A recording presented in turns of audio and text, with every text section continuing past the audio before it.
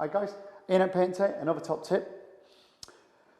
What we found over the years is because we keep all our tips in a solution, the reason being is if they don't dry, they can't block.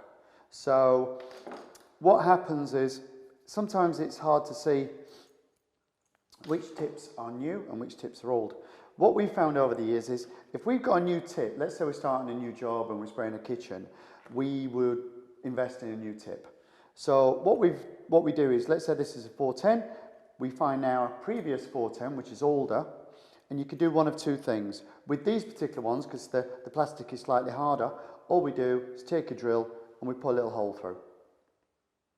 Okay? That tells me that that is the older tip. So when I've got, let's say, two 410s, I've got a 410 now that is a spare, because things happen, but more to the point, I could actually use this just for primer and use this one purely for top coat. I generally do that so that I'll end up with, let's say, three 410s, one with two marks, one with one, and then obviously a brand new one. I don't generally use the one with two marks, it's just there as an ultra backup because things happen.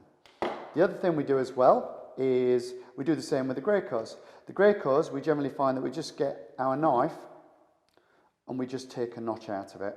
And again, one notch, okay, or two notches. And the reason being is most of the time, when you're pulling tips out, they're covered in paint. You can generally feel which are the old ones and which are the new ones. It just, instead of having two 410s, because you'd never buy two 410s at the same time, you'd just buy a new one. But you need to know which is the new one and which is the old one. And believe it or not, after one use, you'll never know the difference which is which, because they just get covered in paint. So just use this top tip of making sure that you mark the older tip, so your new tip is only used for your premium finish job. Cool, have a good one.